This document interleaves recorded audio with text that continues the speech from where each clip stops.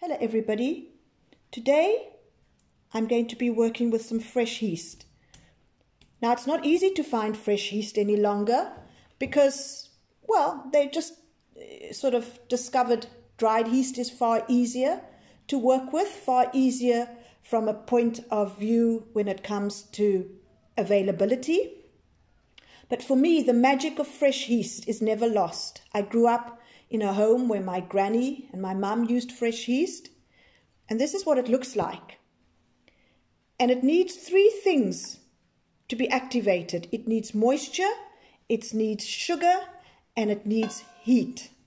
So the water is always lukewarm. And I've crumpled my yeast into the water, and I'm just going to add a little bit of sugar. And I'm going to stir this up.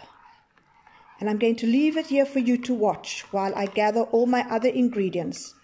I'm going to be making what is called mosbolletjies today. And it's a beautiful bread. The liquid being milk, because milk is going to keep it softer. And it's filled with aniseed. But what I want you first to do is watch this yeast come back to life. And it doesn't matter how many times I do it, I still get an absolute thrill from watching it. And I've managed to do this with some of the lessons with the children. And it's just wonderful to watch their faces light up when they see how this all comes back to life from a blob, a grey blob. So watch while I get my other ingredients together.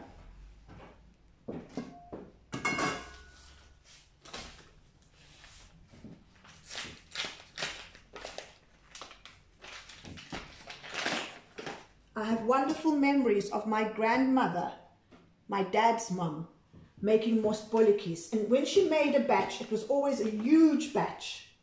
Nothing was small. The oven would be filled. The house would smell of aniseed.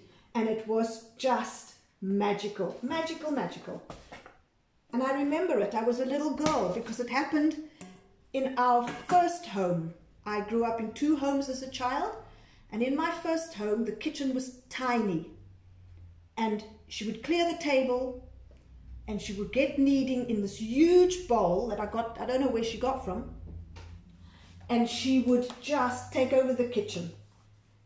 And the house, which was very, very small, just smelt of aniseed. And I love the smell of aniseed. So today, we are making my grandmother's mosbolletjies. And the word mos comes from, what happened was when they were making wine, I think the residue that is left was called must. And they used that in their doughs as a raising agent. But that translates to mos in Afrikaans. And that's where it comes from. I don't think there is an English word for mosbolletjies. Is there? If anybody knows, please let me know.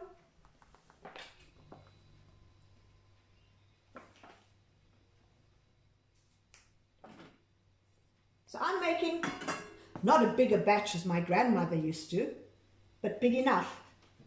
Look, are you watching the yeast? Are you watching it? It is just magical.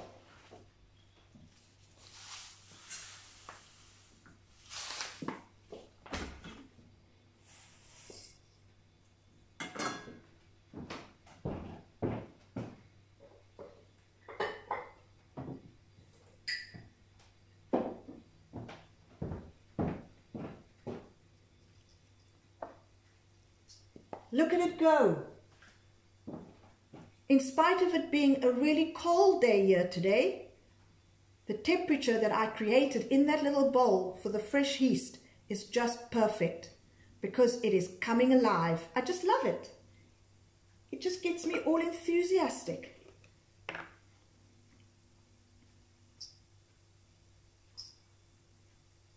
Oh, the smell of aniseed. It's that licorice smell. That is just gorgeous. And if you listen closely, you can listen to it coming alive. It's like all fizzy. It's doing its thing.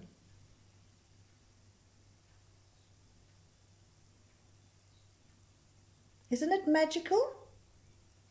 Well, it is to me.